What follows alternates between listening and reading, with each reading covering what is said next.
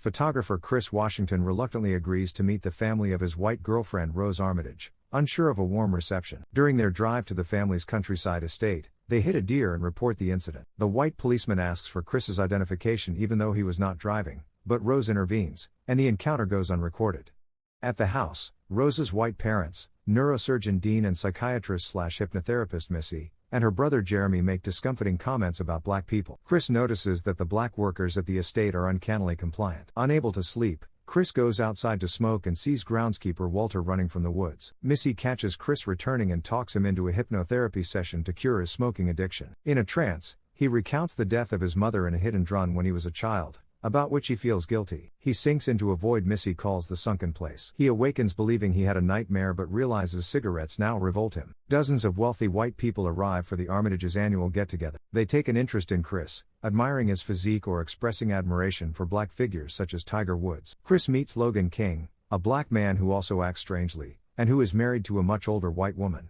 Chris calls his friend, black TSA officer Rod Williams, about the hypnosis and the strange behavior at the house. When Chris attempts to stealthily photograph Logan, the camera flash makes Logan hysterical. He implores Chris to get out. Dean claims Logan suffered an epileptic seizure. Away from the house, Chris persuades Rose to leave with him, while Dean holds an auction with a picture of Chris on display. Chris sends Logan's photo to Rod, who recognizes him as Andre, a missing person. While packing to leave, Chris finds photos of Rose in prior relationships with black people, including Walter and Georgina. Rose and the family block his exit and Missy hypnotizes him. Suspecting a conspiracy, Rod goes to the police but is derided. Chris awakens strapped to a chair. A video presentation featuring Rose's grandfather Roman explains that the family transplants the brains of white people into black bodies. The consciousness of the host remains in the sunken place, watching but powerless. Jim Hudson, a blind art dealer, tells Chris he wants his body so he can gain sight and Chris's artistic talents.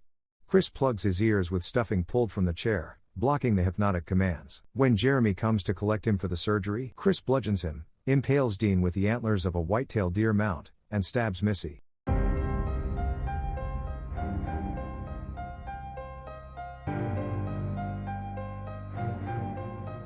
Chris steals a car and drives away but hits Georgina.